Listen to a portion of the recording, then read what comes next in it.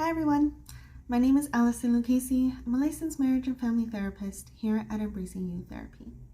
The new year can bring a lot of opportunity for growth, transitions, and of course, change. So let's talk about it. What makes change so difficult to deal with and cope with? Well, for starters, there is the fear of the unknown. When things change, we feel a sense of loss of control. We quickly feel less confident and more doubtful in our abilities to handle the change that is taking place. This is because we like to have answers. We like to be able to make predictions. It's so much easier to move through the world with an idea of what comes next than it is to be in a state of limbo, constantly questioning or doubting yourself. Experiencing increased stress, exhaustion, and burnout from change also makes it hard to cope with it. Even when you are going through a positive change, you will still feel stressed out.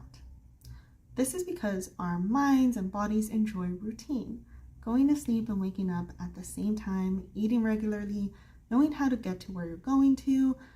Basically, the more we can switch to autopilot, the less work our life is to maintain. This does not mean we should just sit around. We also need stimuli and movement to feel good. Consistent touch points in our lives reduce the need to be on alert or actively problem solve. Change disrupts all of that.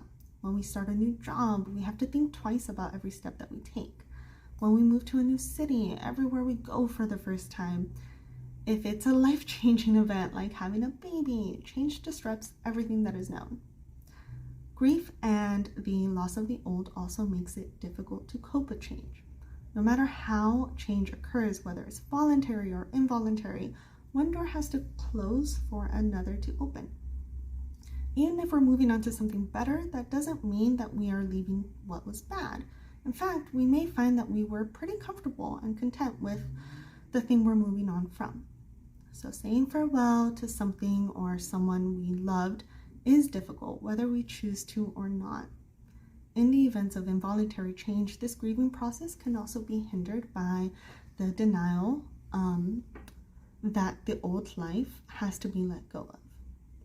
So that phase of denial followed by longing for the past or situation that no longer exists can seem to stretch on forever.